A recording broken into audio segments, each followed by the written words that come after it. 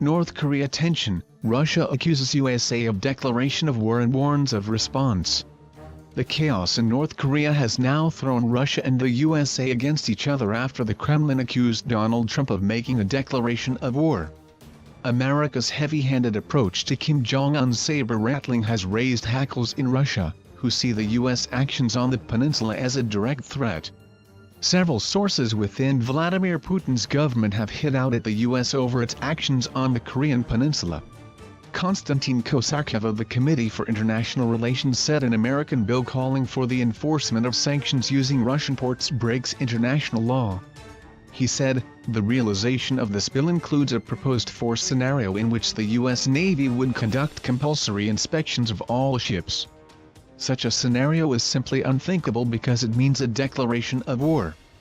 Franz Klintsevich of the State Duma Committee for Defense and Security said it showed America were trying to police the globe. He said, what immediately draws attention is the list of nations where U.S. congressmen want to have special control over seaports. These are Russia, China, Iran and Syria. The United States is again trying to expand its jurisdiction all over the globe. It is as if they were telling Russia, China, Iran and Syria that these nations are suspects in crime, which is nonsense, according to international law. And Andrei Krasov, a member of the same committee, warned America would receive a suitable response if they attempted to put their proposal into practice. He said, the U.S. administration will receive a symmetrical adequate response to any unfriendly steps toward Russia and our allies. In any case, no U.S. ship will enter our waters.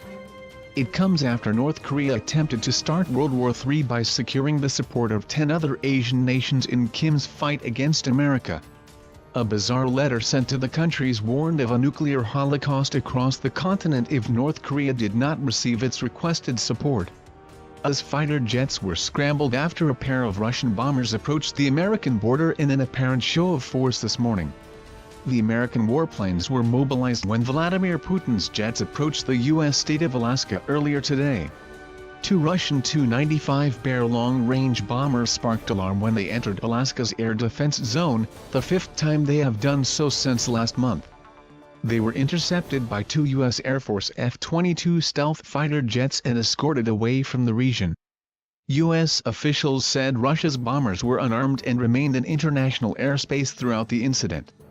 It comes just one day after Mr. Trump and Mr. Putin spoke by phone, promising to work together to solve conflicts in North Korea and the Middle East. A White House spokesperson said the chat was a good one, while Kremlin officials said it was businesslike and constructive. These appeared to have been nothing but empty words, however, followed as they were just hours later by this provocative move. This latest incident will now set alarm bells ringing from Donald Trump's White House to Westminster, which has also repeatedly condemned aggressive actions by Russian jets. Earlier this year RAF Typhoons were mobilized to intercept 2 Russian bombers heading towards UK airspace.